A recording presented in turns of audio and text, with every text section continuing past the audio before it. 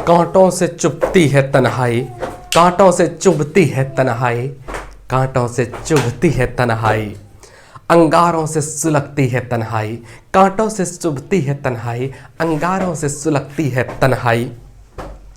कोई आकर हम दोनों को ज़रा हंसाए, कोई आकर हम दोनों को ज़रा हंसा दे, मैं रोता हूँ तो रोने लगती है तन्हाई। जोहार, आदाब, नमस्कार। मैं ज़ुबैर अहमद। आज की जो मैं कहानी आपको सुनाने जा रहा हूँ, ये कहानी है एक जू और एक खटमल की कहानी।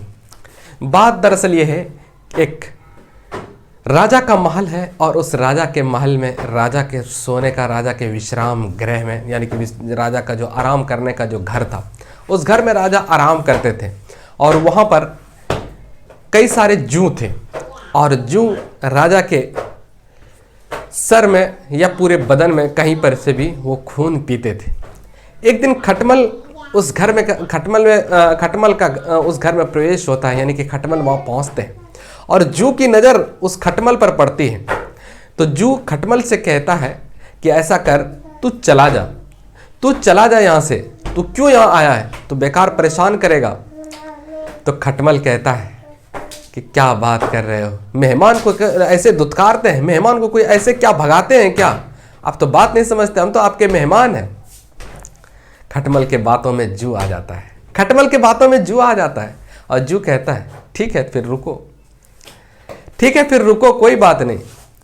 तो फिर ये जू कहता है रुकने तो एक शर्त पर तुमको रुकने के लिए हम दे देंगे, तुमको तो रुकने का हम इजाज़त दे दिए हैं, लेकिन एक शर्त है हमारी। कहा कि क्या शर्त है? कहा कि राजा के खून नहीं पियोगे।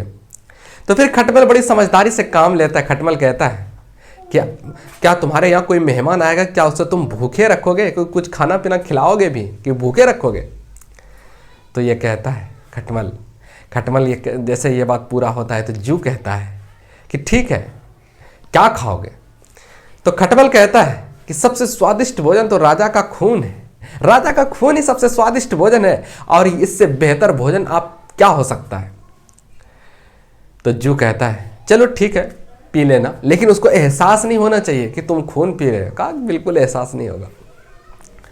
रात होती है, राजा साहब बिस्तर पर आराम कर रहे होते हैं और खटमल निकलता है और खटमल उसे चुभने लगता है, खून पीने लगता है। जैसे ही खटमल खून पीने लगता है, उसको जो है ना एहसास होता है कि शायद कोई काट रहा है। और जब एहसास इस चीज़ का होता है तो अपने राजा साहब अपने सेवकों को हुक्म देते हैं कि देखो बहुत सारा जू हो गया है, चला इसको मारो। तो अब खटमल जैसे आनन फानन भागते हैं और क्या कहते हैं, वो नीचे जहाँ पे विश्राम गृह होता है, चारपाई के नीचे छुप जाते हैं, पट्टी में दुबक जाते हैं, उसको पता ही नहीं चलता। सेवकों की नज़र उस जू पर पड़ती है, जू सामने ही था, सेवकों की नज़र उस जू पर पड़ती है और जैसे ही उस जू पर पड़ती है तो सेवक उस जू को मार देते हैं।